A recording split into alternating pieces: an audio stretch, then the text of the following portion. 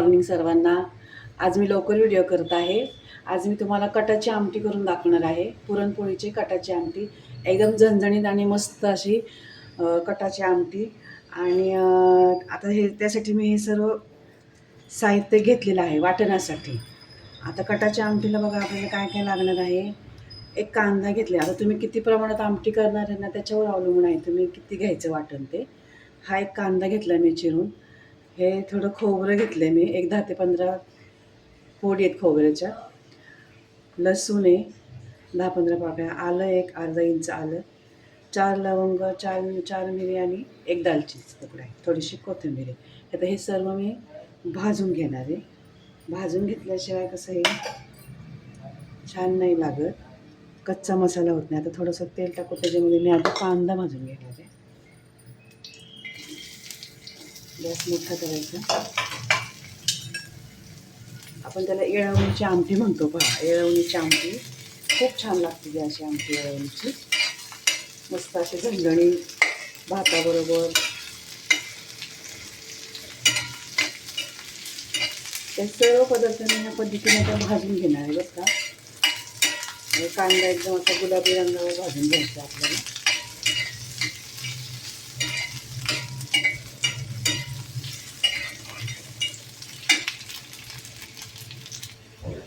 आता आपला कांदा असा लाल झालेला आहे.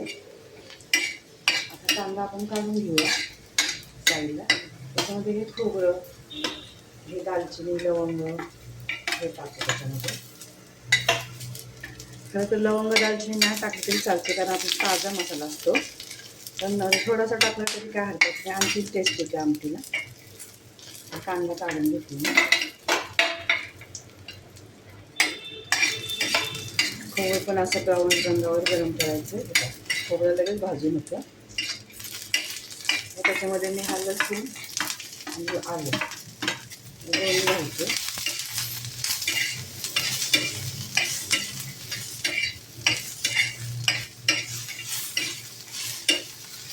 आता आपल्या भाजून झाले.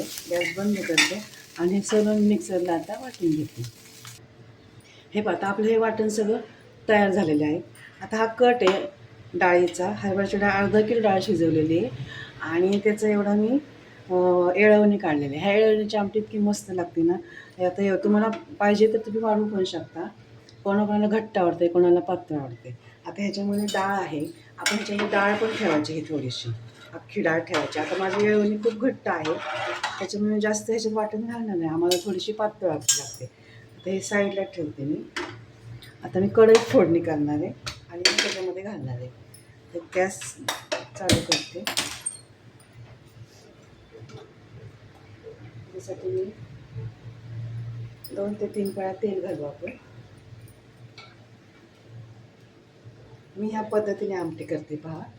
तुम्हालाही माझी पद्धत आवडते का बघा आणि अशा पद्धतीने तुम्ही करून पहा. आता आपल्याला फोडणी करायची आहे. आता हे गॅस चालू केलं. हे कढई आपण गरम करून घेणार आहोत. तेल तापले की मग त्याच्यामध्ये फोडणी घालूया.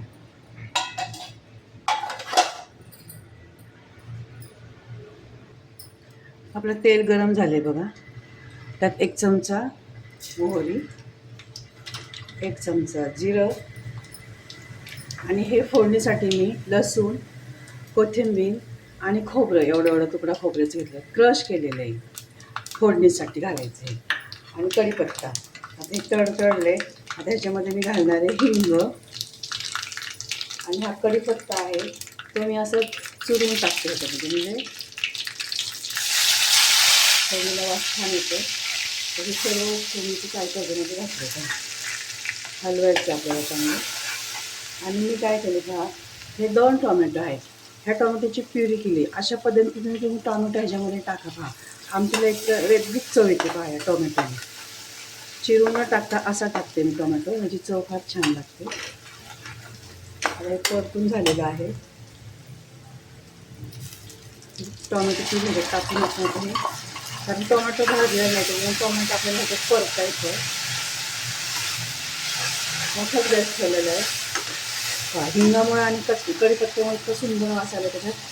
आणि अशा पद्धतीने तुम्ही टोमॅटो ह्याच्यामध्ये टाका पहा. एकदम ही वेगळी पद्धत आहे, खूप छान आमटी लागते. थोडंसं परतून घ्यायचं आहे.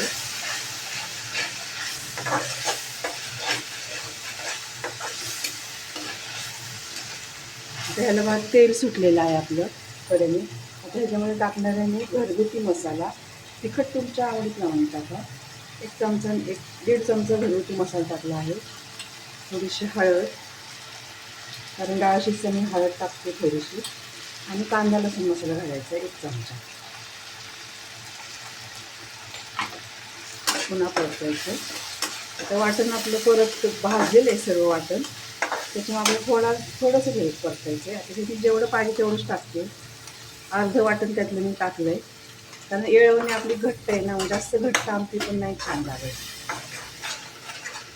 ह्याच्यामध्ये थोडंसं पाणी घालते म्हणजे आपला मसाला चांगला शिजून गेला. त्याच्यामध्ये ह्याच्यात पाणी घालतो. परतायचं ह्याला, मोठा गॅस करायचा. थोडा वेळ ह्याला परतायचं. ह्याच्यावर मी झाकण ठेवते, म्हणजे तर आपण ते शिजेल वाटण आपल्या ह्याच्यात मी झाकण ठेवते आणि गॅस बारीक करते आणि 2 मिनिट ह्याला आपण परतून घेऊ. हे बघा 2 मिनिट झाले. तर मसाला शिजला आहे. आता काय करणार आहे मी, कढई खाली उतरते आणि येळवणीचं पातेलं ह्याच्यावर ठेवते. गॅस बंद करते आणि हा सर्व मसाल्याला आपण ह्याच्यामध्ये घालूया.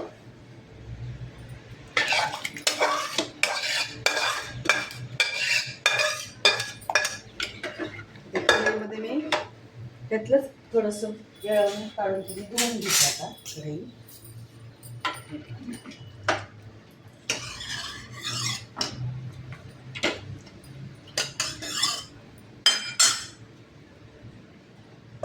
असं पाणी ह्याच्यामध्ये टाकून घ्यायचं.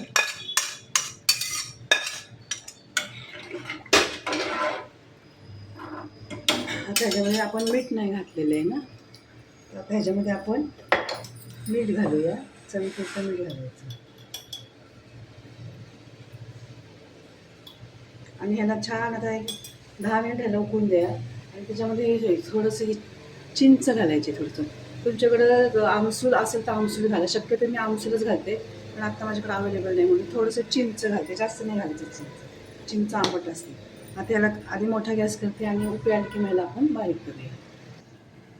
हे बघा आमटीला इतकं छान कट आलं आहे की मस्त उकळी आली आहे.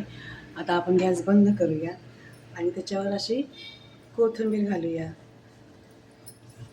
आपली मस्त आमटी तयार झाली. कटाची आमटी एकदम तर्री आलेली आहे त्याला. आणि अशा पद्धतीने तुम्ही बघा आमटी करून बघा. इतकी सुंदर होते कटाची आमटी आणि झणझणीत अशी केलेली आहे मी. तर या पद्धतीने तुम्ही, मी ह्या पद्धतीने करते, तुम्ही ह्या पद्धतीने करून पहा आणि मला सांगा ही आमटी तुम्हाला कशी वाटली.